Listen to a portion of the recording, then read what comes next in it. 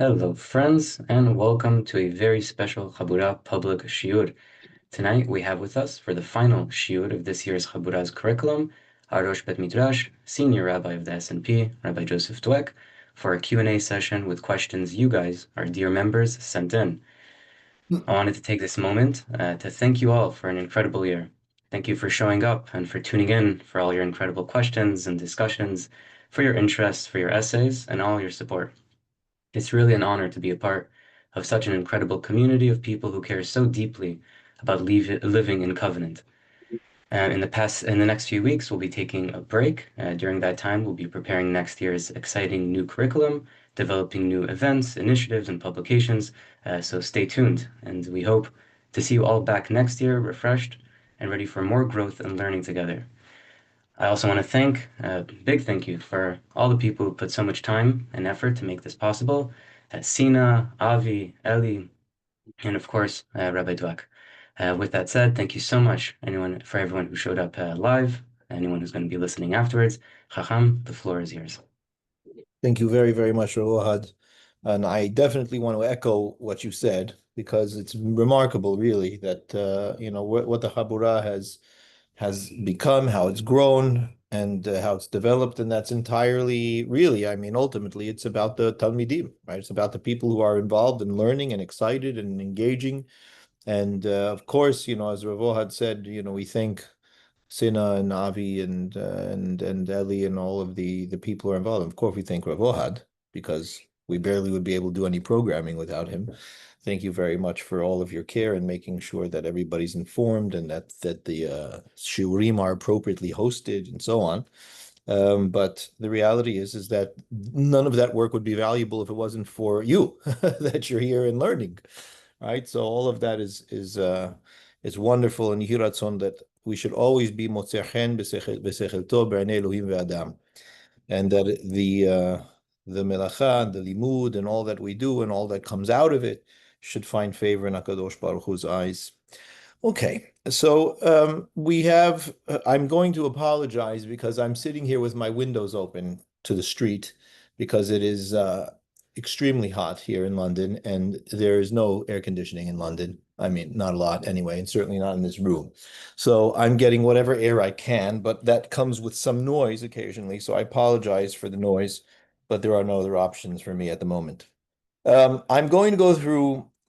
First of all, thank you very much, as ever, for sending in your questions. I mean, they're all wonderful questions, really. They're just wonderful questions, and from all over. I mean, questions from all over, from all over. I am going to answer the vast majority of them. Some of them I will not answer for several reasons. Some are just too detailed to be able to get into. See, sorry. Some of them require too much prerequisite, introduction in order to be able to get into properly. Ultimately, bottom line is it requires a bit more than I really can appropriately and responsibly deal with in the time that we have. So please God, we'll find other opportunities to be able to answer. But nonetheless, we've got about 25 questions that we're going to go through. And I hope that I'll be able to get to the end of them, right? Within an hour and change and so. Okay, so the first three questions are very, very similar. Not identical, but pretty close. And they all come from Eretz Israel, two of them from Yerushalayim. So two come from Yerushalayim. I would be surprised.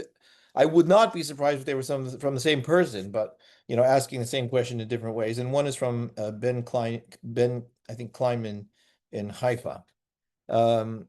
And they are revolving around interaction and dialogue with Haredim. And the question is as follows. This one's anonymous from Yerushalayim. Why is it that when talking to most people with Haredi mindsets, that it doesn't matter what proofs and divrei Chazal you bring them that contradict their lifestyle / hashkafa, they always without fail, always be careful to use words like always without fail, because of course it's never always without fail. So be careful with your words. They always without fail just default to, quote, the Gedolim say otherwise, end quote. Or, quote, do you think you know better than the Gedolim, end quote. Or, quote, that goes against what everyone, capital letters, holds, end quote. And that's the end of the conversation. So I think what I understand from the question is a frustration in engaging or trying anyway to engage in a conversation that the person who's asking this question expect the conversation to be a give and take and an exchange of thought and views and a dialectic of sorts, right? Where you present ideas and proofs, and they present ideas and proofs, and so on and so forth. And clearly, the frustration is coming from the fact that that's not happening on the other side, right? So that's not something that only happens with Haredim. And the truth of the matter is, I don't believe that it happens with all Haredim, and I don't think that it's always without fail. So I don't think that that's true. I mean, it depends who it is that you're speaking to and what the nature of your argument is and from which place it's coming, and what the nature of their argument is and from which place it's coming. And I think it's a terrible mistake to just, in one fell swoop, throw everybody into one category and deal with it that way. It's just simply not true. I understand that very often it might be the case that if you're talking to a general civilian who identifies as part of the Haredi camp, right?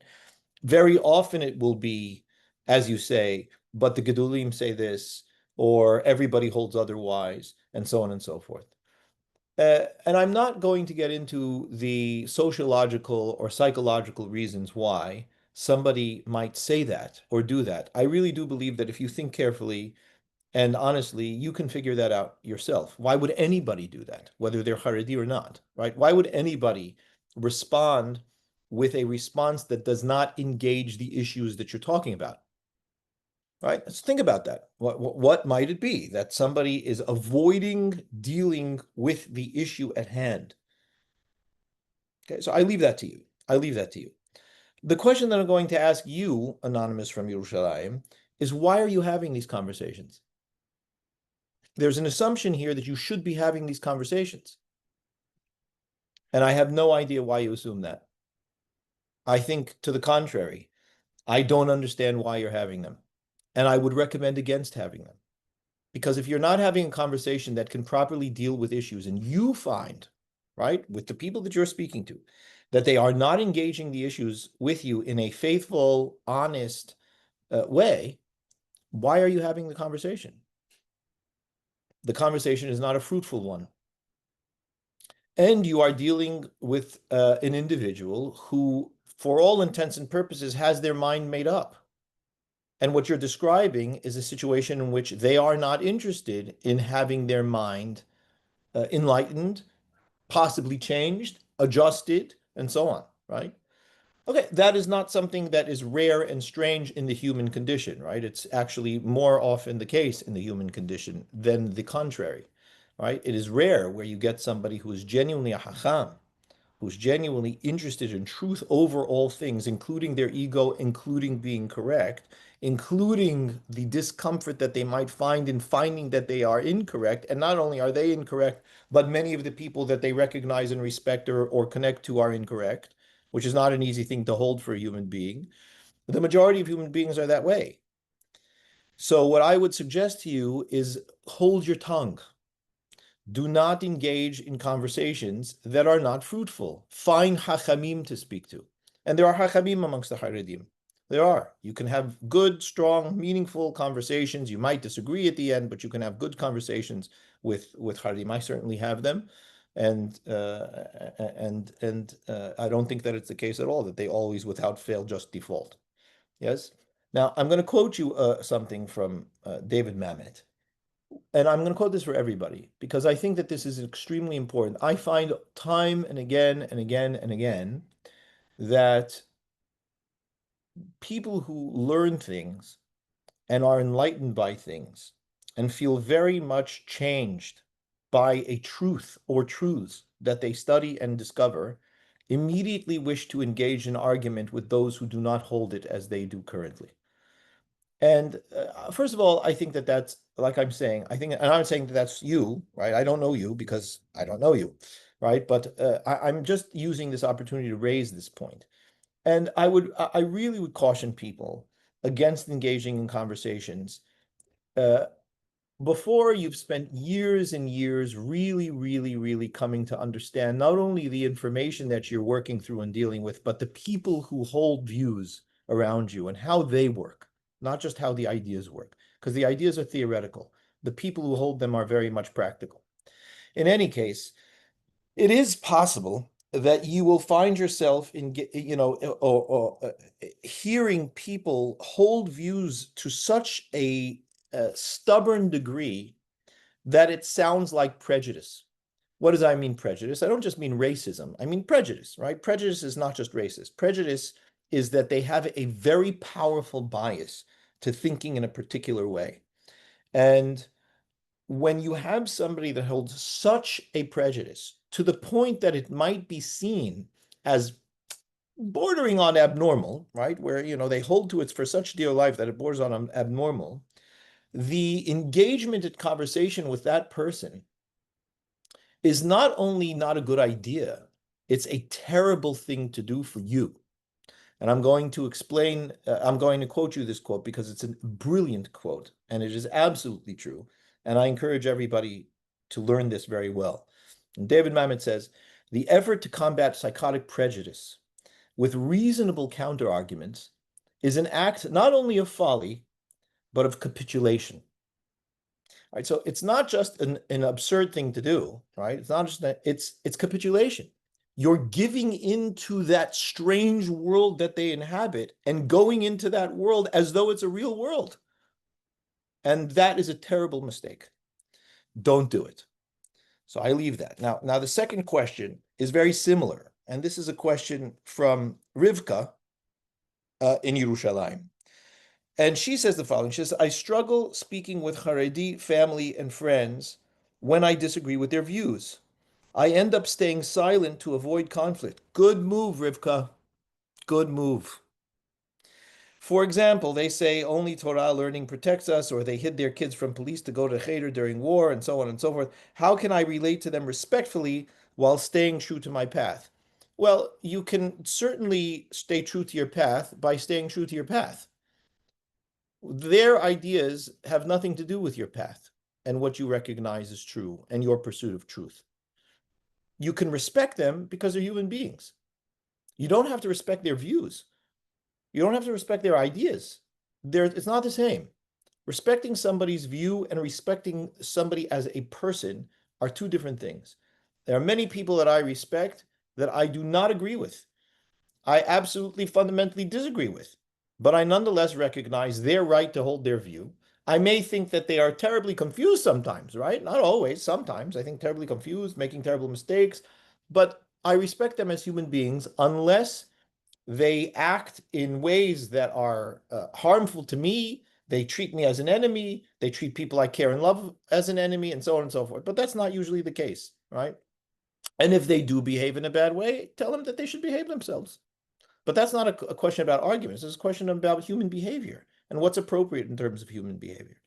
So it's not necessarily necessary that when you disagree with a person's ideas that you have to disrespect them. Chas v'shalom. If that was the case, how would we ever get together? What do you think? That the goal is for everybody to think the same? Chas v'shalom. That was a problem. HaKadosh Baruch Hu didn't like that. That's the story of Migdal Babel. HaKadosh Baruch Hu destroyed that. So let's recognize that. And then finally, third question around the Haredim is from Ben Kleiman in Haifa. Hi, Rabbi Dweck. What is your opinion on the Haredi Gedolei Torah and Eretz Yisrael saying that drafting into the IDF is Yahareg ve'al Ya'avor? What can I tell you?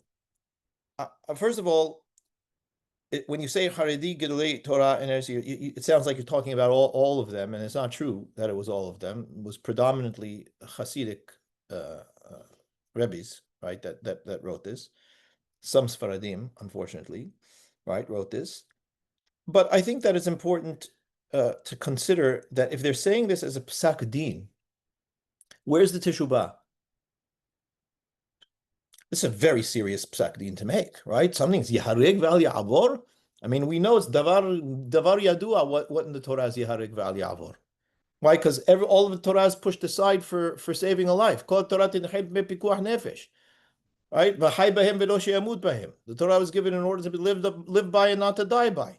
We know that as a cardinal rule of the Torah, and therefore we all know the mitzvot or the averot that are Yehareg Ve'al Ya'avor.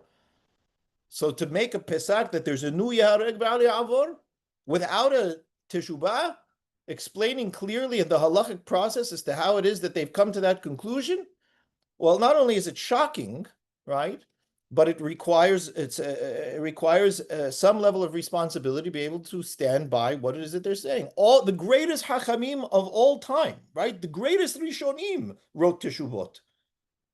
They don't have to write teshubot. The greatest rishonim, the greatest geonim wrote teshubot. The Ridbaz wrote thousands and thousands of teshubot. Okay, that's what's supposed to be done. That's what you do. You have a new Pesach Din, write an opinion that shows the source of the opinion. That's all. If it's a Pesach Din, I'm not so sure that it is. I'm not so sure it is, but that's simple. Don't get sucked in by the tides and momentum. There's Torah here, and Torah has to be dealt with appropriately. Okay, moving right along as I hydrate. Question number 4. The Midrash. This is from Anonymous again in Yerushalayim.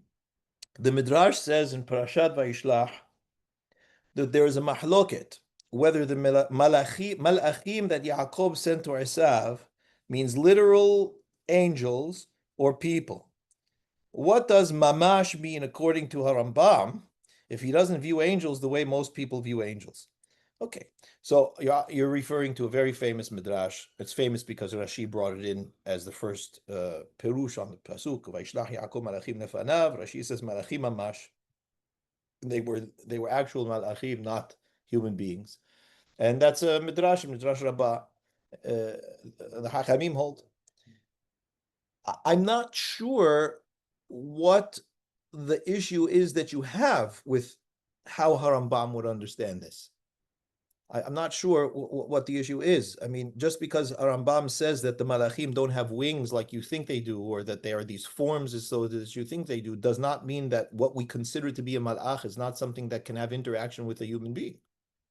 I mean, the Achamim say that Hakadosh Baruch Hu can speak through a malach, right? Hakadosh Baruch Hu himself says, "I'm going to send a malach."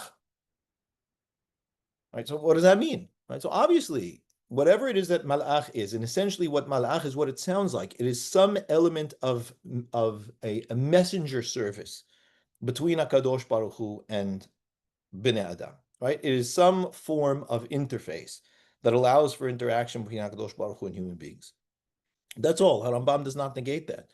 So there's no reason why Yaakov may very well have had a possible capacity to be able to interact with that system, and sent them to be able to bring him information. That's all. Okay. Whether Harambam holds of that midrash or not, I don't know. He didn't vocalize whether he holds a midrash, and you shouldn't assume that he necessarily did or didn't. A midrash is a midrash. It doesn't require the acceptance across the board of every single last midrash that's put out. Some things Harambam held, some things Harambam didn't hold, some things he agreed with, some things he didn't agree with. But I don't see inherently problematic issues with regards to that midrash and how Harambam understands Malachi.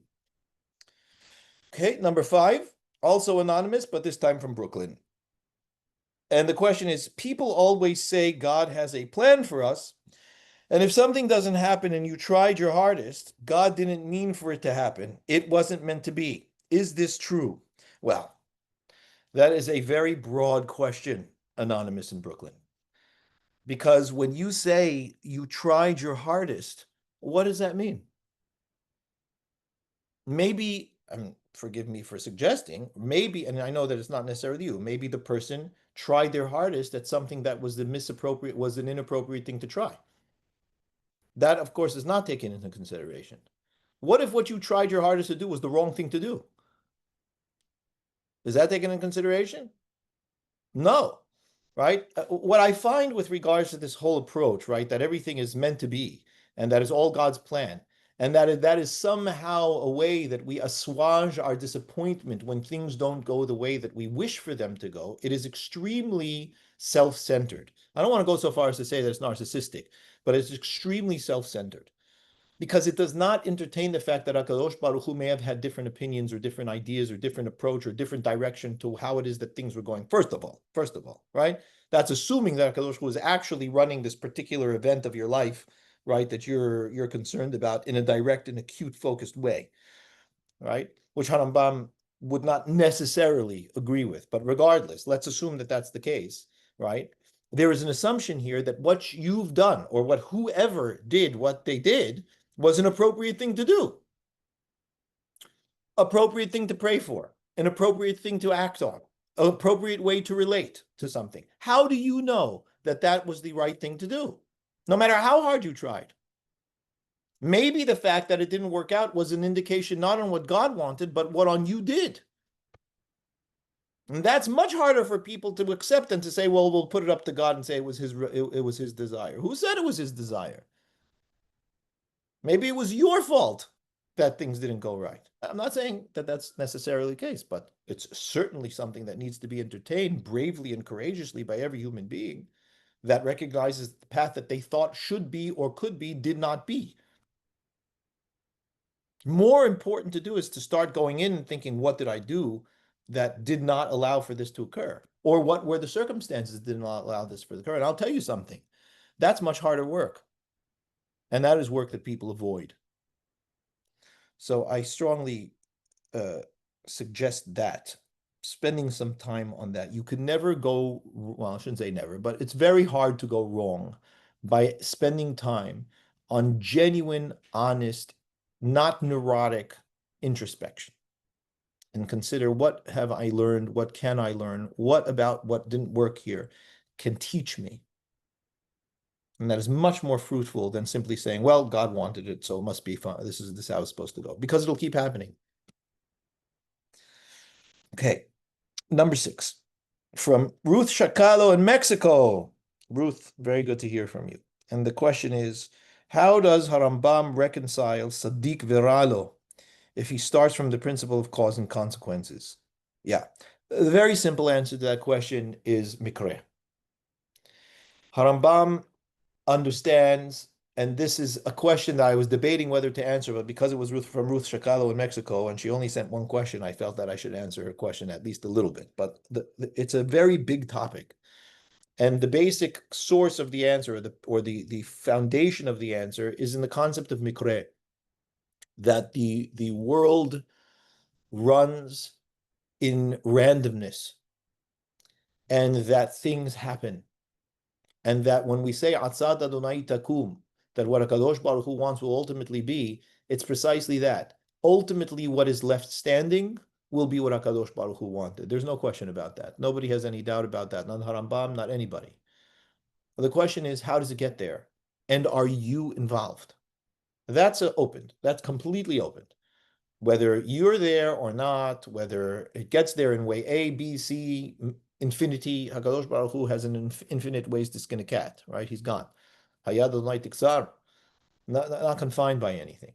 So it's important to recognize that the consequential elements of randomness is also there.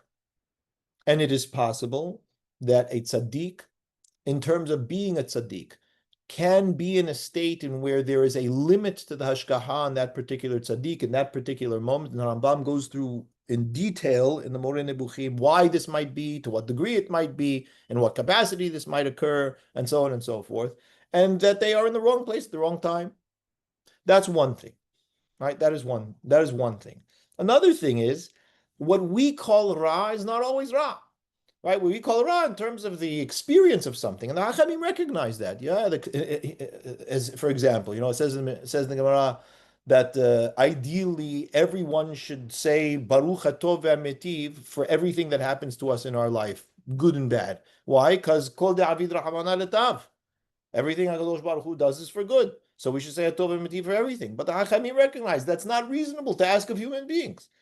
Why? Because yes, it's true ultimately everything that HaKadosh Baruch Hu has done, but some things are so horrendous for us, some things are so impossible for us to be able to deal with on any level that is positive. All we can say, all we can be expected to say is Baruch Dayan Ha'emet. Look, I accept HaKadosh Baruch Hu's judgment. I can't say that it's good. It's hard for me. I don't know how to see it. I don't know. I'm in such torment and pain. This is the way HaKadosh Baruch Hu created me. I'm a human being. Okay, so I say Baruch Dayan Emet. I can bring myself to be able to say that. But to say Adom Tiv, I can't. But there is this concept that one should say that. So when we say Ra-lo, that's also very relative. It's important to understand. It's a very relative term. Tov and Ra, anyway, are relative terms. So when it says Sadiq Veralo, what is the assumption behind Sadiq Veralo?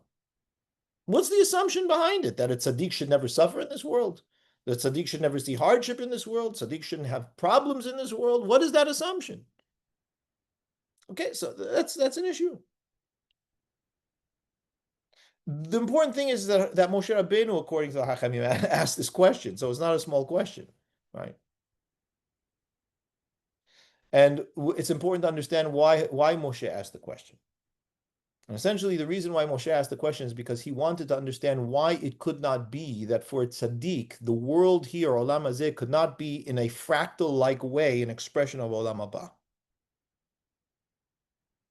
And that's something that HaKadosh Baruch Hu simply said to him, I'm not dealing with that. You're not going to understand that appropriately. We can't talk to you about that in any significant way. And ultimately, it's HaKadosh Baruch Hu saying, you leave that to me.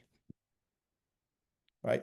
So ultimately, that's how Harambam understands. You asked about Harambam. That's in a nutshell where the direction of Harambam's thought would go with regards to that, as far as I understand. Right? As far as I understand, one of those two things. Either there's a lack of hashgacha because of the circumstances, and it's possible for a tzaddik to have a limited hashgacha, and Harambam goes through the reasons why that might be, or it might very well be that this is something that tzaddik needs, en yisurin belo avon, and that there's some element of ivut in the development of the tzaddik that requires addressing through these things. Okay, number 7, Yossi Goldstein from Lakewood, New Jersey.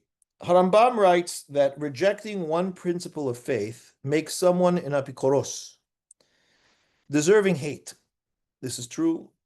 I mean, it's a bit off on the technical side of things, but essentially at the end of the Yesodot, of the presentation of the Yesodot in the Hakdamat Perek Chelek, Harambam says that a person who even hesitates in the 13 Ikarim is not Bichlal Yisrael. He says it shouldn't be considered as part of Klal Yisrael, and that you Chayav Lisnoto, hate this person, so on. And then the person continues, Yossi continues in his question. Michael Wishgrad writes that Judaism binds the people eternally, regardless of incorrect beliefs. I'm asking for perspective on the ideas of Israel versus the Jewish people. So look, it's a very good question, and it's an issue that people get very confused about. So the few things you need to recognize. Number one, there are two biritot that Hakadosh Baruch Hu established with Israel. One is the foundational brit, and one is a brit that is built upon that foundation, but for the sake of the foundation. The foundational brit is the brit of Abraham Abinu. And as Harambam writes at the end of Hilchot Milah, there are 13 different pesukim in which HaKadosh Baruch Hu established this brit with Abraham Abinu. And that brit is the brit that Wishgrad constantly writes about. That berit is a berit with Abraham and his children. And that if a person is a child of Abraham Abinu, his mother is considered Jewish, that person is Jewish, and that is it. And that's the case with a ger. If a ger comes in and is accepted officially into the family of Israel, they are also considered a child of Abraham Abinu. And that's why even when they go up to the Torah, we'll say so-and-so ben Abraham Abinu. Right? We'll say they're a child of Abraham Abinu. Okay? So that is established with every single member of Am Yisrael as simply being descendants of Abraham Abinu, and HaKadosh Baruch Hu loves that person simply as a child of Abraham Abinu. Okay? And that person can never stop being a child of Abraham Abinu, can never stop being part of that berit, no matter what they do or say. Cannot. Right? Now they can, now that's there's a further question as to, are there situations in which we relate to them as though they are not part of the family. Oh, well, yes, there are. There are situations where a family member can become so toxic to the rest of the family, or so dangerous to the rest of the family, or so problematic to the rest of the family that the family keeps that member of the family at bay. And that is more often than not a circumstance that manifests in the secondary berit, which is built upon the foundational berit. And the secondary berit is the berit of the Torah and Mitzvot, right? That HaKadosh Baruch Hu established with Israel at Sinai and ratified at Moab, right? Arbot Moab. So that berit is only 3 pesukim, right? That talk about that berit, as Harambam points out again at the end of Hilchot Milah. So the first berit, 13 pesukim, the other berit, 3 pesukim, and Harambam uses the difference in number of pesukim to show how important Milah is, right? How important the berit of Milah is. But there's this other berit, and that is the berit of the nation that's established with the nation of Israel as a national entity, right? It's a familial nation, yes, but as a national entity. And the national entity lives and functions by the national law and constitution, and that is the Torah and the Mitzvot. So when the Torah and the Mitzvot fail, well, that's one thing. That person may be a rebellious member of the nation. But when the person negates the very underpinnings that form the scaffolding for the entire endeavor of the nation, which essentially Rambam identifies as these 13 things, we relate to them halachically as dangerous for the rest of the people because they are dismantling the scaffolding. They start to break apart the actual scaffolding that holds everything together. And if that's what they're going to do, we cannot relate to them and keep them in the family and relate to them as members of the family if they're going to be destroying the nature of the entire entity, mineu be. So we have to keep them at bay. Now, Harambam qualifies this, and he qualifies it in the Mishneh Torah, which he does not do in the Perusha Mishnah. You have to read all of Harambam to understand how he fully understands all of this. And in the Mishneh Torah, in Elchot Mamrim, he writes, I'll bring it for you, right? He says, Bnei To'im, right? People that are children of those who went off or disregarded these things, right? Not the people who started the thinking, but the children of these people, ubnei benehem, and their grandchildren, shedihu otam avotam, that their early fathers caused them to lose their sense of what is right and what is Israel about and what does it mean to believe in Torah and to follow Torah, so on and so forth, all of those ikarim, okay? And they were all raised in that flawed thinking, right? And we see that the person is not really connected to mitzvot. He doesn't recognize them as being valuable and so on and so forth. Hareu kanus, that person, he's in extenuating circumstances that are out of his control. Even if later he comes to the Jewish people and he sees them in their fulfilling of mitzvah, and he goes to an Orthodox community or whatever, what have you, right? And sees them all, still they're not culpable if they don't follow, because their basis is a flawed basis and they don't have a proper thinking. Okay? So what do we do with them, says Harambam? What the best thing to do is to try and speak to them in a peaceful way, to teach them in a kind way, and to try and lead them back to Teshuvah. So I hope that clarifies a little bit. Number 8, Anonymous from New York. You mentioned in your shiur on Korach this week, thank you for listening, that emunah is based on truth, not miracles, according to Harambam. That is true. Harambam, I quoted Harambam in the Mishneh Torah in that shiur. How do you understand the Ramban at the end? Oh, got a machloket Rambam apparently. How do you understand the Ramban at the end of Parashat Bo, saying emunah is based on miracles like Yetziat Mitzrayim? Is this a chiluk and hashkafa, or can Ramban fit into Harambam's framework? Well, first of all, it's very possible that they just disagree, right, on this issue. But I do think that the Gemara teaches us that if we can bring the gap between a mahloket of hachamim smaller, we should do so, right? So, so I'll tell you what it is that I think with regards to this. It could be right or wrong, but this is how I understand. The Ramban writes as follows at the end of the book. And you have to read the whole thing. That's why. He says, he's talking about Yetziat Mitzrayim and the miracles that happened in Yetziat Mitzrayim. The Ramban says, "Umin hanesim hagedolim hafursamim, Adam modeh benisim hanistarim." Listen carefully what he says. He says, from the reality of the great nisim, the open and public nisim, like what? Like Yetziat Mitzrayim, right? Yeah, there's wonders, amazing wonders. There's no question that there were wonders. The hand of HaKadosh Baruch Hu was apparent in Mitzrayim, right? And from those nisim, says the Ramban, a person comes to recognize the nisim nistarim. What are the nisim nistarim? Nisim nistarim are like we say in the modim, right? Modim anachnu lach, right? That your signs are with us always. Yeah, that's what a nes genuinely is. A nes is a sign, right? A flag. It's evidence that HaKadosh Baruch Hu is here. What is the Ramban talking to? What is he referring to in saying the nisim nistarim? Why would we think the nisim nistarim are not from HaKadosh Baruch Hu, or not orchestrated by HaKadosh Baruch Hu? Well, people had problems. They thought that the natural world, and there was room to think that the natural world just ran as the natural world. And that was not indicative of HaKadosh Baruch Hu's presence, which is what a nes is, right? Simply indicative that HaKadosh Baruch Hu is running, which is what happened with Korach. I didn't say that Korach was something that happened where it doesn't show that HaKadosh Baruch Hu is present. It just wasn't used in order to be able to create emunah. It was simply an affirmation that HaKadosh Baruch Hu was on Moshe's side, not Korach's side. Why? Who's going to do that? HaKadosh Baruch Hu does that. That's why. Who opens the world, the earth, and somebody's calling it? HaKadosh Baruch Hu. That was his affirmation, that he was on Moshe's side, not on Korach's side. That's all. It wasn't there in order to be able to instill faith in God. That's clear. Korach never had a question about his faith in God. Yeah, at least not overtly. He was clouding it in the issues that he had with regards to Aharon and HaKadosh Baruch Hu's decisions, not in HaKadosh Baruch Hu himself.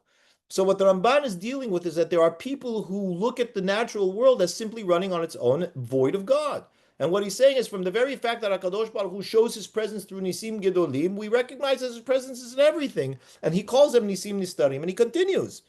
And he says, שאין לאדם חלק בתורת משה רבנו עד שנאמין בכל דברנו מקראנו שכולם ניסים אין בהם טבע ומנהגו של העולם בין ברבים בין ביחיד. What does he mean by that? He says we have to believe nobody has any place in the Torah of Moshe Rabbeinu until we believe that everything is a nes. There is no teva. There is no teva. What does he mean by that? When he says teva, he means that things run without HaKadosh Baruch Hu running them. That's all. That's what it means. That there's some other force that's running these things. And that's why my predecessor, Hacham David Nieto, got into such big trouble. Because he gave a derasha and he said, God is the Teva and Teva is God. That's what it is. There's no difference. And everybody thought, oh my gosh, how can he say that? He's Spinoza. Until the Chacham Tzvi came in and said, of course what he said is true. That's what I say. And that's what the Ramban is saying. That's all. People don't understand that. They get stuck on the terminology, and they only understand the terminology in one parochial way, and they don't get what it is that Ramban. That's the Ramban's point. There is nothing that is outside of HaKadosh Baruch Hu's power and control. Number 9. From Moriah in Ireland. What do you think about reincarnation? Well, that's not a small question, right? That's not a small question. I actually gave a whole shiur on this a couple of weeks ago because somebody asked me, but I didn't record it. So unfortunately, I cannot refer you to this shiur. But I'm going to give you Moriah, forgive me if I'm not pronouncing your name appropriately.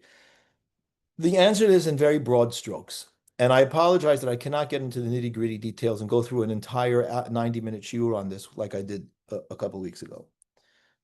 The first premise that I will present to you is this. You have only one life to live. That's it. You do not have another life to live.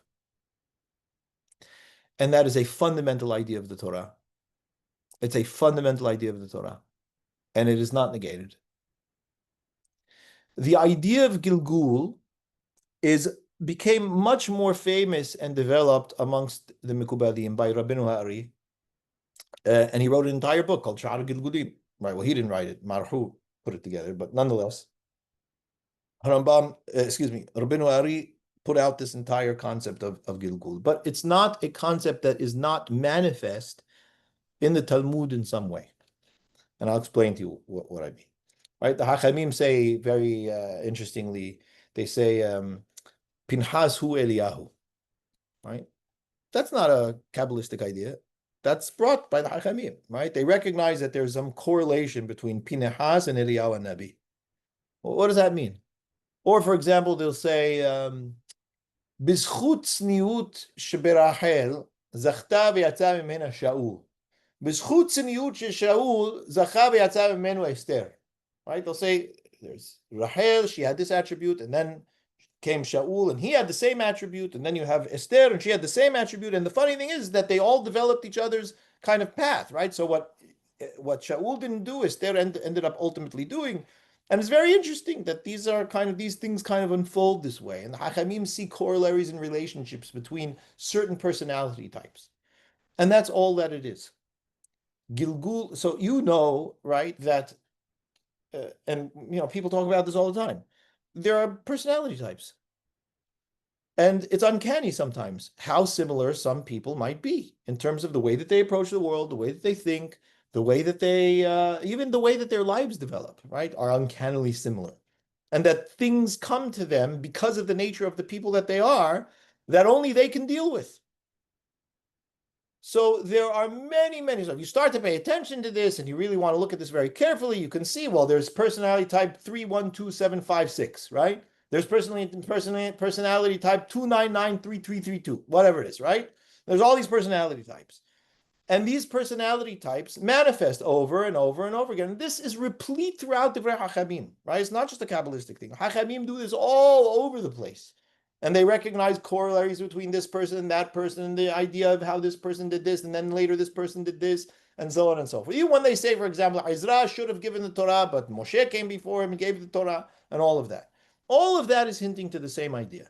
And that is that we recognize that there, with all of the complexity and uniqueness of human beings, and that is absolutely true, there are absolutely personality types.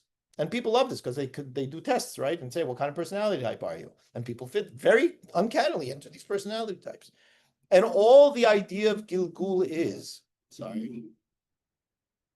all the idea of Gilgul is that the world moves, and there are certain things in the world, certain elements in the world that are most fit for certain people to deal with. And that if they're not taken care of by the first guy who was like that, they'll be taken care of by the next guy who's like that. And if they're not taken by the next guy who's like that, they'll be taken care of by the next guy who's like that. And that's essentially the deal. And so when you have a thing like Sha'ar Gilgulim that looks at the, all of the developments, it's paying tremendous attention into what attributes are similar. When you get earlier, it's more primal and broad, and then it gets to be very specific. And then there's corollaries of all kinds and details of identities, that there's a bit here of this here, and a bit here of this here, and a bit here of this here. That's all it is. It's a study of personality types. You have one life to live. Don't mess it up. All right, that is that. Number 10. Naftali Marcus in Chicago. The start of Mesilat Yesharim says, Ha'adam lo nivra ela lita'aneg al Hashem v'lehanot miziv shechinato. Indeed it does. It does start that way. This sounds like the point of life is godly pleasure. How is this different from hedonism? Also, why isn't Olam Haba mentioned in the Torah? Many people focus on it. Should we? Okay. Well, first of all, I mean, that's quite a bold premise, isn't it? To assume that the Ziva Shekhinah is equivalent to hedonism, but I understand why it is that you're saying that, because, if you look at what is hedonism is essentially the belief or the dedication of a life aimed at pleasure. That's what hedonism is, right? And that the more pleasure that I can have in my life, the better. That's the premise. So what you're suggesting in quite a bold way is that the ultimate pleasure, of course, is God. And if my desire is ultimately to have the pleasure of basking in the glory of God, is that not just the greatest type of hedonism? I think that's what you're saying, right? And I think that you're missing a very key point with the greatest of respect, Naftali. But thank you. And that's not a negative. I'm simply saying that to answer the question, there's a key bit that's missing. When the Ramchal says that, he is not saying that in a way that the human being should take advantage of the experience that he has with God, right? And where he's simply taking the pleasure. And we actually have a situation in Torah where that was done, and people were punished because of it, right? So it says that after Hakadosh Baruch Hu, after the Brit at Sinai was established in Mishpatim, Hakadosh Baruch Hu has a small VIP get together for Moshe and Aaron and the Ziknei Israel. And it says that the Ziknei Israel saw a vision of Hakadosh Baruch Hu and saw that he was sitting upon a sapphire footstool, and they gazed at him. And they gazed at him and ate and drank. And what that's recognized as is that they basically just drank in the godliness. And it says, a very strange pasuk there. It says, "Ve'elatzilei b'nei Yisrael lo shalach yado." Hakadosh Baruch Hu didn't smite them at that moment, but it ended up occurring later on with Nadav and Avihu because it was self-centered in some way. It was I don't want to use the word because it's a very strong word, even though you used it, but it was reminiscent of the hedonistic in that they absorbed zanu einehem me'ashechina, so to speak. Right? And what is the key component that's missing? Relationship. And that is not expressed in the first line, but is absolutely expressed in the Mesilat Yesharim throughout in the development of the Ramchal's words. And all he's saying over here is that HaKadosh Baruch Hu's interest was to share of his being, of his existence, which is Ziv and Hana'ah. There's no question about the fact. Basking in God's glory is absolutely pleasurable. There's no question about it. But it's not from a hedonistic place. It's from A, that HaKadosh Baruch Hu wishes to share, and B, that we have achieved a level in which we are faithful partners in which we can share with him. And that is all relationship. Hedonism is selfish. It looks to take, and that's why it's fundamentally evil. Because what it looks only to take is essentially evil. To take away, to absorb, to consume, ultimately, without giving, is ultimately evil. And this is all a question of sharing. And that's the whole Mesilat Yesharim, is a guide for a human being to be able to reach the level in which they can mutually and faithfully and lovingly share with HaKadosh Baruch Hu, which is a very difficult thing to do. It's not easy. It's not easy for us to do with another human being, much less HaKadosh Baruch Hu. So I hope that helps you. With regards to your point of Olam Haba, it's a good question. It's an old question. I believe that it's simply this. Our aim is not to focus on Olam Haba, because when we focus on Olam Haba, we forget Olam Hazeh. And our job is to live our lives in Olam Hazeh and do our avodah in Olam Hazeh and to be engaged in Olam Hazeh. And if we distract ourselves from Olam Hazeh by constantly gazing at Olam Haba, we don't do anything.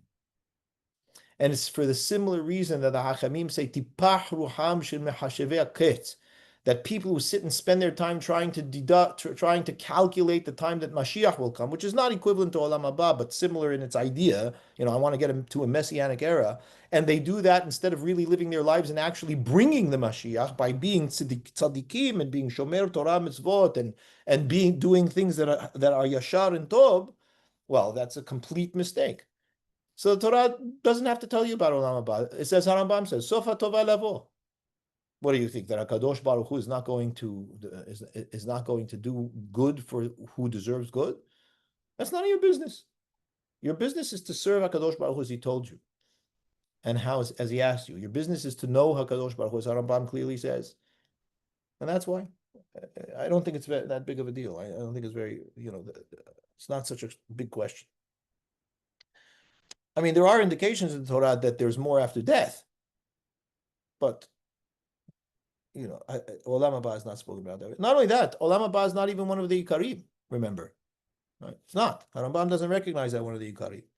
So focusing on it, look, is it an ultimate? Are we meant to be able to get there? Yes, because it is the realm in which we're able to interact with Hakadosh Baruch Hu in the way that I just mentioned.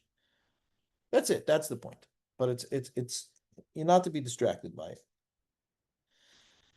Okay. The next three questions are from the next three questions are from Lionel Hazen.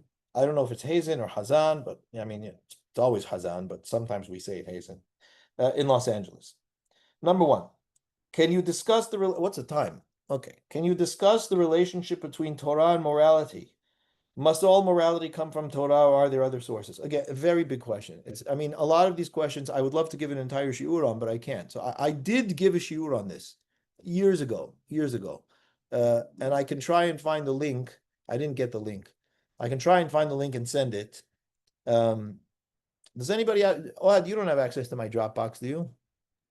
I don't think so, All but right, I we'll could get check. it. We'll get it to him. We'll get it. But I gave a whole shiur on this. Look, bottom line is Harambam writes about this in the beginning of the Moreh Nevuchim. And what I can say about this very simply, and it's only to be able to open the issue for you, is that morality, which is what we call tov and ra, right? What is morality? Morality is doing the good, right? Doing what is good in any situation, assessing any situation and doing what is the good in that situation. That's what morality is, okay, in the most basic sense. But good, as I said, is personal, relative, subjective. It is not necessarily existential in nature, right? It has to do with how I relate to something, how I deem something, how I perceive something.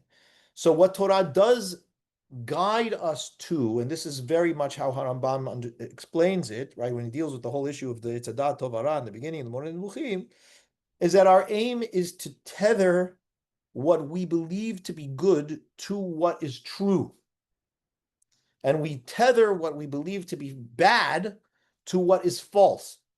And in English, we have two words that are interchangeable in that sense, right? Two words that mean both true, false, good, evil. And that is right, wrong, right? So I can say you have the right answer, which means it's the true answer. I can say you have the wrong answer, which means it's the false answer. I can say you're doing right, which means you're doing good. I can say doing wrong, which means you're doing evil. Right and wrong indicate that there is a tethering.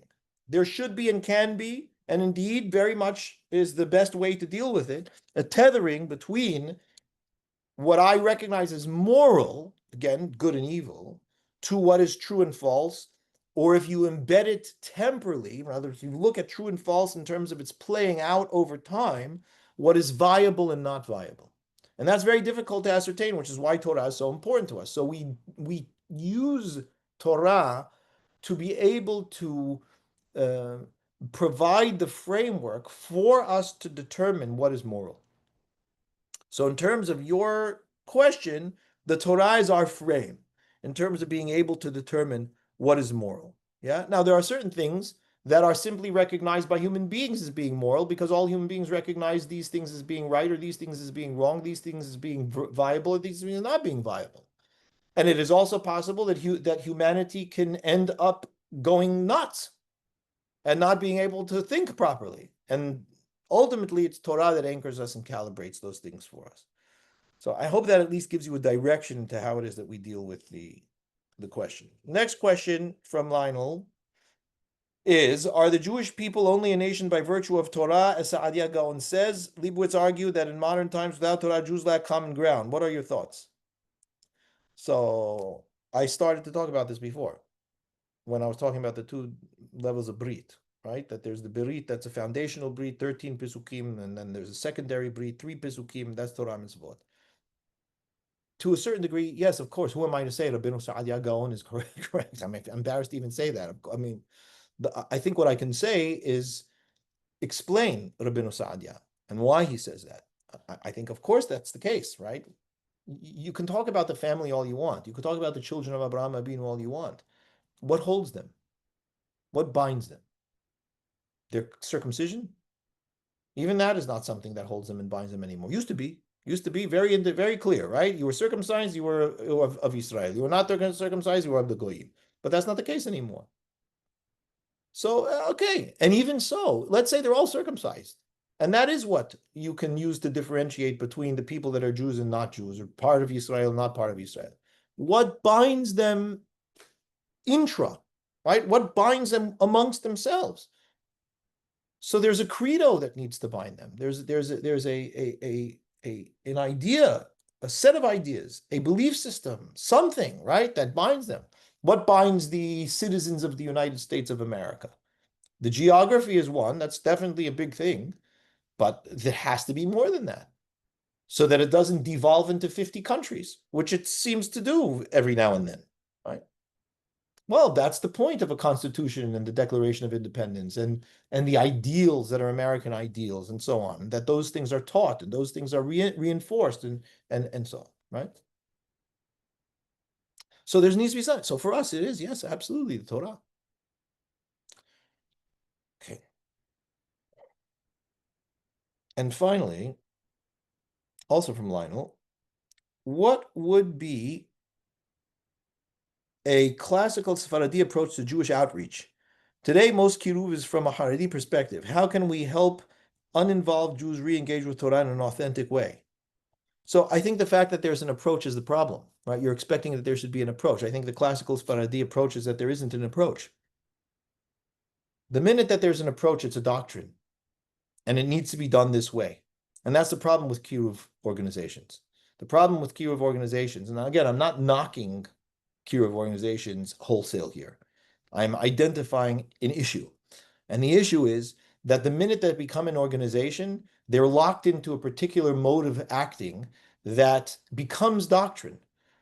And the problem with that is it completely negates the individual situation that requires the kiruv of which they speak.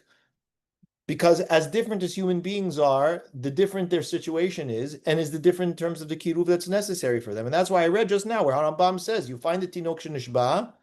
He says, of course, you need to do something to be able to lehazir otam b'tshuva, ledaber alim divrei shalom. Does he give you a script? No. Does he tell you how to do this? No, he doesn't tell you how to do this. He just tells you this is what you should do. And you, if you are able to do so, and you have to be very careful about thinking whether you are indeed able to do so or not, need to figure out what is important here that I can engage with, right, on a personal level, right, on a personal level, and that's very important. And I do think that that's one of the successes of Chabad, right? Chabad may or may not have an agenda, but they know that it has to be personal. They know that the relationship has to be paramount. And that's very, very serious. It's very important. But ultimately, I don't think that there is an approach. The question is, how do I engage with somebody who is far away from Torah, from Mitzvot, from the beliefs of Am Yisrael, that we have held tried and true for generations upon generations, for millennia? How do I bring this to the person without pushing them away? How do I engage a person without doing it for ulterior motives or an agenda, which is maybe a worry that if I don't do this right, I'm going to burn in hell, or if I don't do this right, I'm going to get in trouble, or whatever the case may be. It's not about you. It's about them. And if it's about them, then it has to be sensitive to them and to what they're going through. And this, by the way, is also generational. What worked for last generation may very well, indeed, likely will not work for the next generation. They think differently. Their challenges are different. Their issues are different. So you're going to keep doing the same thing over and over and over again when the entire platform and circumstance has changed, the entire situation has been altered. I have to be able to alter myself in order to be able to deal with it appropriately. That's true for individuals. It's true for generational changes. And therefore, what kiruv must be is constant sensitivity to whom I am dealing with and what is needed from me if I have the capacity and the knowledge to bring to them. And that is a completely open question. There is no approach. That's the approach. The approach is, how do I do this and be able to deal with them? There's also mitzvot of tochecha. There's halachot of tochecha. How do I tell somebody that they're doing something wrong? This people completely negate and don't pay any attention to. That's also halachic, right? So that's what I have to say about that. I hope that helps. Okay. We'll go for another 15 minutes. I'll go over another 15 minutes. We'll see what we can get done here.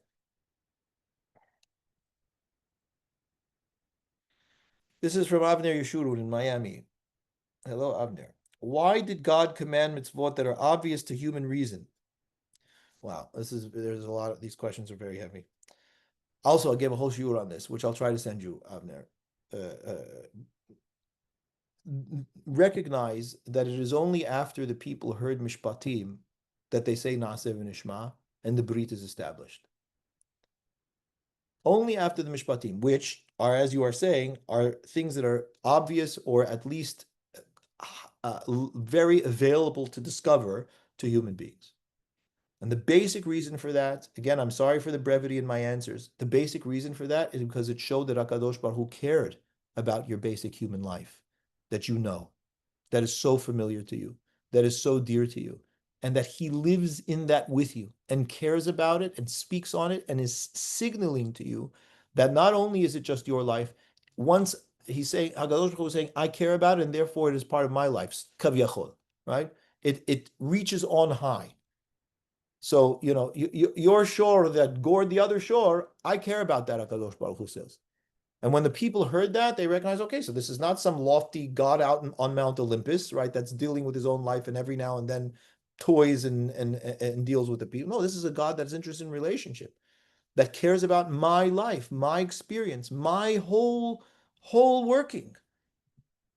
And so I hear mishpatim. It's one thing to hear Anuchi Adonai Elohecha and Shamorti Yom HaShabbat, Zachorti Yom HaShabbat. It's a whole other thing to say, Shor Shenagah. Oh, I mean, that's a whole other story. That's HaKadosh Baruch Hu's paying direct attention to my everyday experience. And that's why. Okay. Yeah. Where's my next question?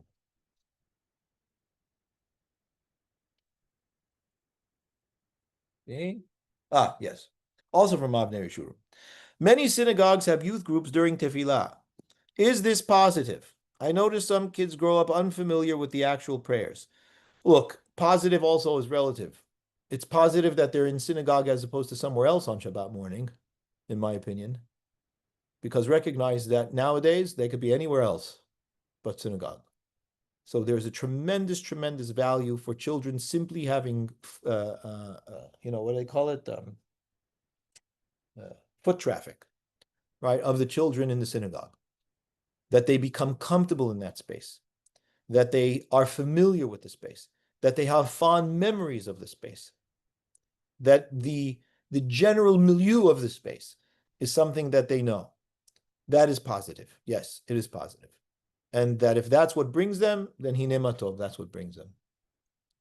What would be best? Of course, it would be best if they're able to sit with their father or mother in synagogue and actually experience the service, right? So in the old days, that used to be the case, right? And some kids took to it and some kids didn't. But it's very important to understand that you also need a father who knows how to sit with you in order to be able to do that. And not every child has that. And not every father has that, unfortunately, right? Even if a father wants to, may not really know how. So ideally, yes, of course, it's better that they should sit in synagogue and not be out playing in the courtyard or whatever it is, and actually start to learn and engage and be familiar with the Torah and the Tefillah and all of that. But the majority of times, most of the people, the adults that are sitting in synagogue don't know what's going on. And that's a question, right? It's a question, who's responsible for that? Which is beyond the scope of your question, although nonetheless connected to it. And it's very possible that a child just simply does not have the father that's able to sit with them. And it's very possible that the father just doesn't know how to do it on their own right. They might want to, and they just don't know where to begin. It's one of the reasons why I gave a 4-part class, and I'm happy to send those. I don't know, maybe let's keep a note of the links that I want to send out. Are you keeping that? Yeah. So I gave a 4-part series of just the structure of the Sidur. So many people don't know it. They have no idea what's going on in the tefillah, the structure, and all of that, right? So I think it's important to take that into consideration and to recognize that it's a huge positive for the children to be spending a Shabbat morning in synagogue, however they're there, however they get there, a huge positive. 16. Also from Avner. Yeah, oh my goodness gracious. You must have a beracha that I'm getting all of your questions in. What is your view on dedicating Torah study for an aliyat neshama or someone's refuah? I think it's great, personally. I always tell people that if they want to do something good, for whatever reason, right? They want to do it for an aliyat neshama, they want to do it for refuah shlema, I always tell them to study Torah. Because they can't go wrong by studying Torah. They only gain from studying Torah. They gain knowledge and wisdom, and it's a wonderful thing. And if there's any ancillary element to it that helps the thing that they care about, then hinema tov. It's very hard to make Talmud Torah into a segula. It's very, very hard to do if you're actually studying Torah. So I think it's a wonderful thing. Okay. 17. Question number 17. This is from Jackson in the Bronx. Quite a detailed question. Many, many, many, many components of this question, which I'm not going to answer all of them because they're all different things. It is my understanding that according to Rambam, gezerot are never annulled except via a bet din under specific circumstances. Your understanding is correct, Jackson. Yet today, many gezerot are widely ignored. When do we, quote unquote, allow the people to stop observing gezerot, and when do we enforce them? And for someone newly educated, must they personally obey? Okay, so I don't know what you mean by allow. Nobody has the authority really to simply just disallow a gezerah. But there are many things that do happen. Well, first of all, there are Rishonim, the Rosh is one of them, that writes that it does make a difference as to whether a gezerah has its reason established with it or it doesn't have its reason established with it. And if the reason is blatant and clear and the reason doesn't apply anymore, there are some that say batla gezerah, batla tam, batla gezerah. Right? If the tam is no longer there, the gezerah. Now, it's very likely, indeed, my opinion is that Harambam doesn't hold from that. But not all the Rishonim hold from that, right? And there's differences of opinions with regards to that. Also, there's many questions as to what the parameters of the gezerah are. Right? What falls under this gezerah? What doesn't fall under this gezerah? The Tosafot were very creative when it came to things like that, and they argued, right, that this particular scenario is not part of this gezerah, right? So you could say that they're playing around, but I don't think so. I think that many of the things that the Tosafot did, they did in order to be able to deal with a deen in the most creative and best way that they could, without dismantling or just saying, I don't care about the gezerah, which is not very good for the integrity of Torah to do. There are other things. The one last thing that I will point out is that you will also know, Jackson, if you know the first part, you'll know also that a gezerah, the potency of a gezerah during or at the time of its enactment, which is an elongated period, is only capable of holding if the people accept it. And if the people do not accept it, the majority of people do not accept it, it is de facto nullified. Now, there is a time for this, and once it has been accepted by the majority of people, it isn't taken back, and what you're referring to is when it's already been accepted by the majority of people. I acknowledge that. But it also is important to recognize that a gezerah functions vis-a-vis the people. And if somehow the great multitudes of the people just don't hold it, right? I'm not saying that it's okay for them not to hold it, but there's something about that, right? There's something in there. And so it's very likely, and it is indeed the case with several gezerot, especially around ones that have to do with Khurban and so on, certain ones that have to do with Khurban, where the Hachamim are silent about it. And they don't admonish the people. So more than that, I cannot say because it's detailed. Then it's a question of which gezerah and why, and everything has its own components and its own specific issues and its own context, which I don't want to inappropriately give a blanket reason for this because I don't think there is a blanket reason for it. The most blanket things I could say is what I just said. And so I acknowledge the value of the question, but that's, in my understanding, the best dealing with it that I have. Okay, 18.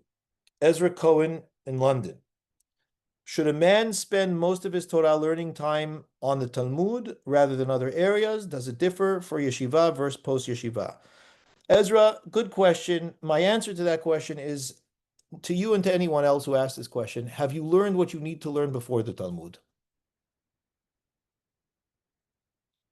Which is Tanakh and Torah Sheba'al Peh. And Torah Sheba'al Peh is either Mishnah or the Mishneh Torah of Harambam, or both. So if you've been through the Tanakh and you've been through the Mishnah and the Mishneh Torah, one or the other or both, then yes, absolutely, you should spend the rest of your time studying Talmud. And even when Harambam says you should spend the rest of your time studying Talmud, he doesn't actually mean Talmud. He means, you should start doing what the Talmud does, right? And start thinking in those ways, and midameh miltal miltan, mevin davar b'toch davar, and all of that kind of thing, right? But, if you're ready to do that, by all means. But my first question to you is, have you studied, or whoever it is that this applies to, what you need to study before the Talmud? Spend your time doing that. 19. Levi Gordon in Eretz Israel. Hi, Rabbi Dweck. Hi, Levi. Big question. It is indeed a big question. Can you explain the development of Torah Sheba'al Peh? What did Moshe receive at Sinai? When did Mahloket begin? How do the 13 Midot connect? Are they from Moshe? When were the Mishnah and Talmud written? Well, Levi, I'm sure you don't expect me to answer that entire question here during the Q&A. However, wonderful news that I have for you is that, first of all, guess what? Somebody already answered all of this. You know who? Harambam. Harambam already answered all of this. You know where he answered it? In the Hakdamah to the Mishneh Torah, and also the Hakdamah to the Pirush Mishnah, but mainly the Hakdamah to the Mishneh Torah. So I encourage you, if you have not already studied it, because I hope that these questions aren't coming after you've studied it, right? But if you've studied it, well, then you'll explain to me why you're still asking the questions. But otherwise, indeed, study the Hakdamah to the Mishneh Torah, because Harambam answers practically all of these questions in the most beautiful and wonderful way. And the best news that I have for you is that the Habura is going to be putting out an English translation with commentary in very, very soon, as I write the introduction to the Hakdamah on the Hakdamah of the Mishneh Torah, right? So you'll have it in Hebrew and English with commentary and explanation from the Habura on all of these issues that you're asking for. It's very, very exciting, and it'll come out hopefully very, very, very soon.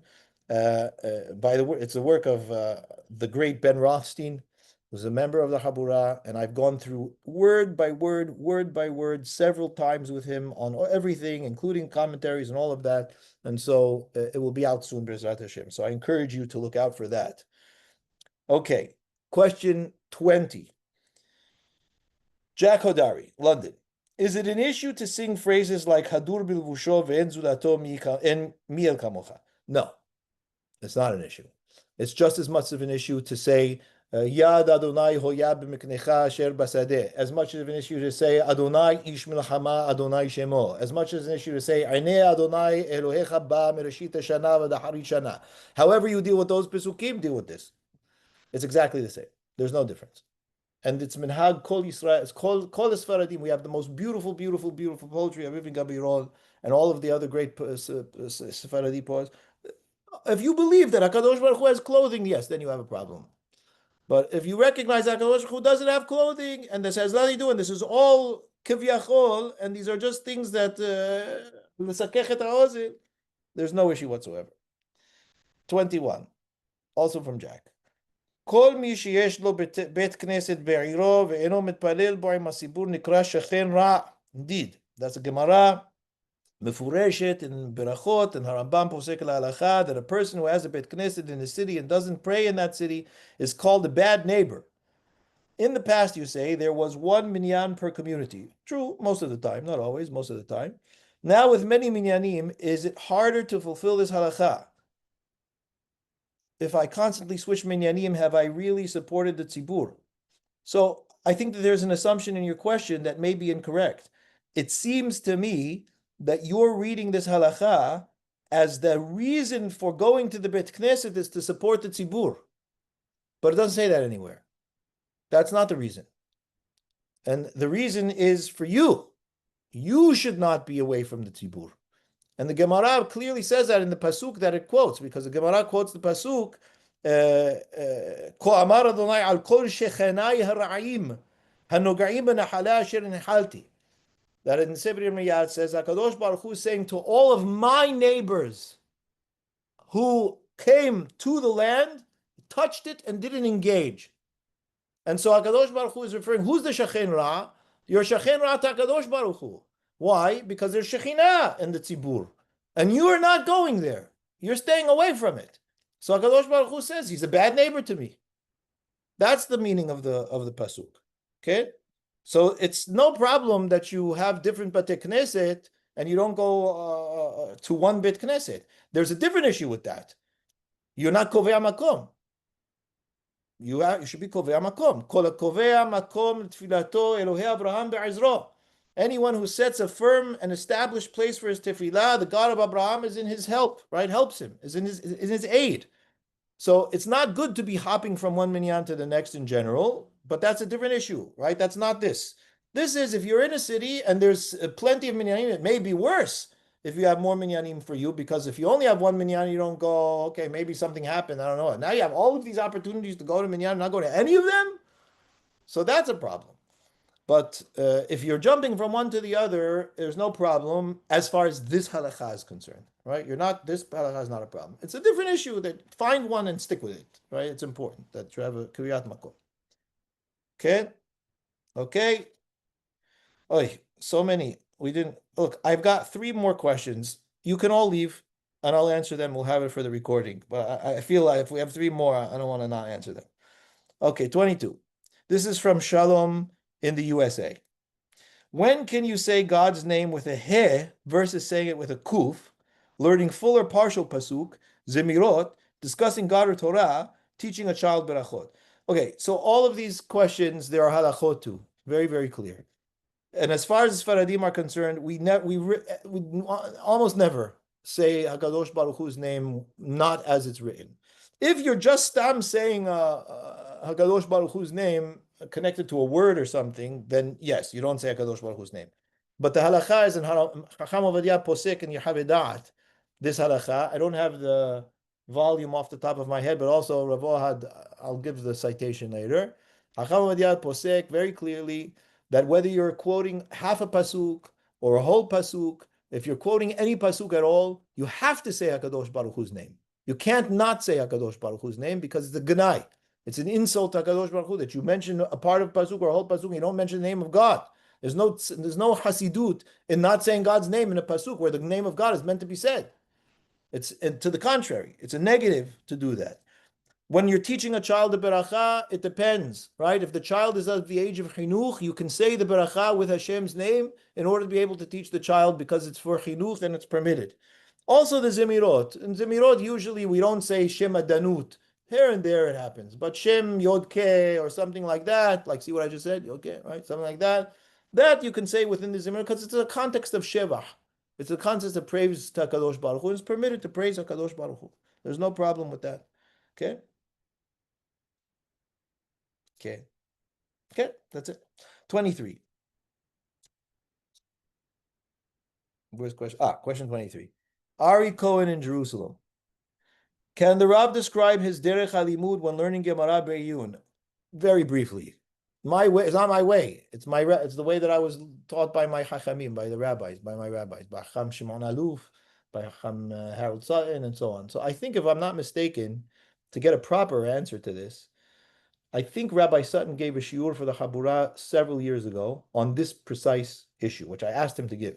So another link, please, Rav Ohad, to answer this question. But basically, the derech hayun that we speak about is what it sounds like, right? You can read a sugya and basically get the idea of a sugya. But the question is, what happens when you start paying attention very carefully to the phrasing of the sugya, what the sugya said and did not say, what it left out and didn't leave out, and so on and so forth, that begins to actually require a real deep delving into the sugya appropriately and to look at the entire flow and why this piece missing or this piece, the way that it's said and so on, makes a difference. Now, sometimes it's very difficult to do on your own unless, you're a great Ilui, whatever it is. But that's how they learn, right? That's how the Sfaradim very, very much learn, right? So Rashi, Gemara Rashi alone is enough gris to be able to learn Gemara Be'iyun. Why? Because when you see Rashi is explaining something, and you wonder why it is that Rashi felt the need to explain this, or what did Rashi expect that you would think if he didn't explain this, right? So anytime that Rashi says kilomar, in other words, XYZ, right? What was he going to think you would think? And just to be able to understand that takes a tremendous amount of thought in a yun. So if you want to have a sense of how this runs, right, I would suggest you to spend some time studying Mishmerot Kehuna. Mishmerot Kehuna was written by Rabbi Abraham HaKohen Yishaki. He was from Tunis, and I mean, just an absolute gaon. But the Mishmerot Kehuna is classic, and you go through the Mishmerot Kehuna, try and learn a sugya with the Mishmerot, and you'll see how he deals with the sugya, how he deals with Rashi, even how he deals with the Tosafot. Very often he's dealing with Tosafot, and you'll see what he's paying attention to and what he's drilling down into in order to be able to understand. Another thing that I heard from Cham Yosef Raful, Shiachye, that was Rosh Yeshiva V'Ateret Torah in Brooklyn, when I went to a shiur many, many, many years ago when I moved to Brooklyn. He said, when I learn a sugya, I have to understand the sugya according to Harambam. And if I read Harambam and I don't understand the sugya, how Harambam got what he got from the sugya, I didn't learn the sugya. I have to understand. That's also our yun, right? So what I just described is to understand the sugya libad Rashi, right? Why did Rashi think this? How did he write this? What do you think you're going to think? What did Rambam think? And very often Harambam thought things that nobody else approached it. He approaches it one way, and everybody else approaches it a different way. And he got this. How did he get that? Right? So that's another thing. That's the best I could do. But there's a wonderful shiur given by Rabbi Sutton that I suggest you listen to, and hopefully we'll send the link to that. Number 24. What is the difference? This is from Mark in Queens. What is the difference between halakha and halakha l'maaseh? Very good question, Mark. Very good question. The truth of the matter is, this thing about halakha v'lo l'maaseh is used much more by the Rishonim than it is in the Talmud. As a matter of fact, as far as I know, there is only one place in the entire Talmud, and it's in Talmud Yerushalmi, not even Talmud Bavli, where this is mentioned. In Berachot, Perek Bet Halacha Vav. And I encourage you to look at that, and you see it there. But the Rishonim use it very often. The Rishba, the Ritba, the Ramban Nachmani, the Rosh, right? They use this concept. Halacha v'lo l'maaseh. They borrowed it from that sugya in the Yerushalmi. And what essentially is the idea? Look, in the Yerushalmi, I think the way to deal with it is essentially in terms of culpability. Because anytime that you see the concept, basically what it is saying is that, look, the law in the books is that it's permitted. And it's always a case of something permitted that people don't do, right? Or they do something else. And the reason is that, look, the law in the books is permitted, that the Hachamim did not see it appropriate to prohibit it. That as far as the law is concerned, it should be permitted. It is permitted. But we don't do it. And that means that there's minhag not to do it. And there's reason for minhag not to do it. And the Gemara and the Yerushalmi explains what people did and why they did and so on. And the Rishonim speak about it. But the Rishonim borrow it. And they'll use it sometimes, right? And say, halacha v'lo l'maaseh. Why lo l'maaseh? Because this posek and this posek was posek against it. So I think it's the halacha, right? The Rishon will say. I think it believes the halacha, but I'm not telling you that it's a halacha l'maaseh. Why? Because I'm worried about these other things. So I don't think it should be put into practice. But if you ask me what the legal ramifications are, did a person transgress something? No, they didn't transgress something. So it's helpful to think about it in terms of culpability, right?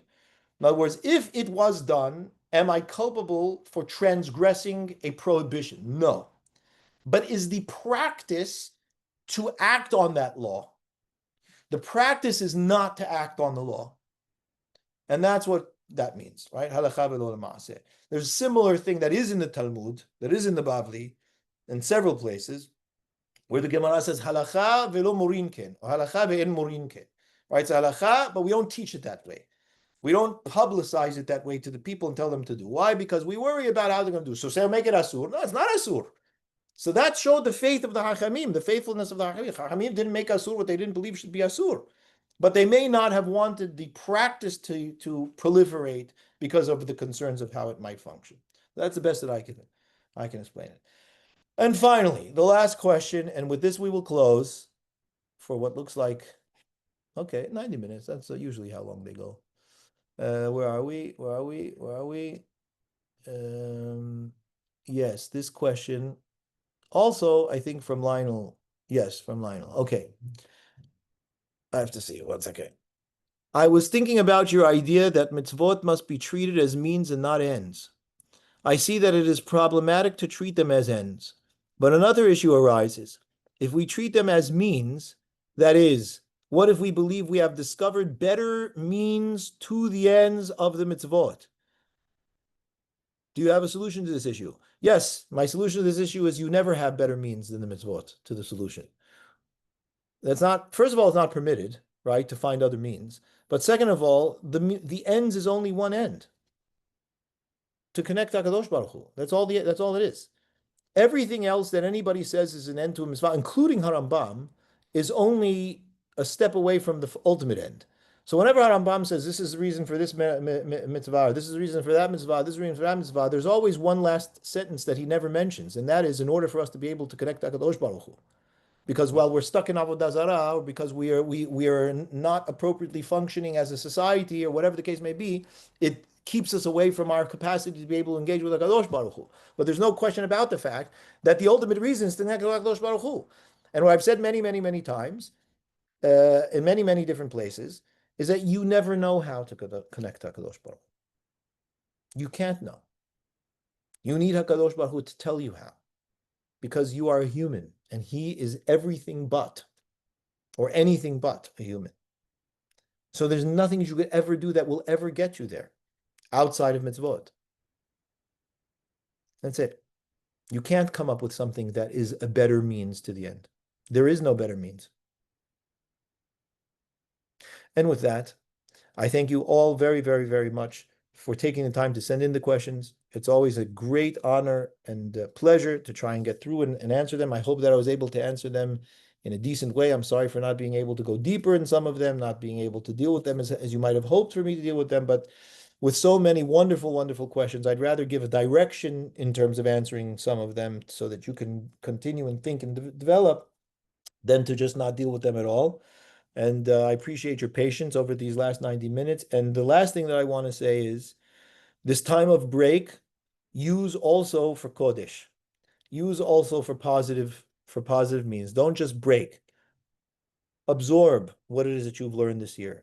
Review what it is that you've learned this year. Contemplate as you have, clearly, because of the questions that I've received, clearly you're contemplating things. Spend time digesting, integrating, bringing yourself into the things that you've learned this year, and continue to grow. That's my beracha to every one of you from the bottom of my heart. Yehi ratzon that everyone that is engaged with the Habura and is engaged in the desire to learn and to grow should be matzliach in all that they do, l'shem shamayim, that HaKadosh Baruch Hu should guide them and bless them and keep them, and really to be mevarech all of you in all that you do, and you should see hatzlacha in all that you do. And I want to thank very specially again Sina and Avi and Ohad and Eli and all of the people that contribute to the success of the Habura. There are others, right? There are others, which I'm very, very grateful for. And Hashem yishmerem v'chayehem. So I look forward to next season. And until then, Chizku v'imtzu. Good night.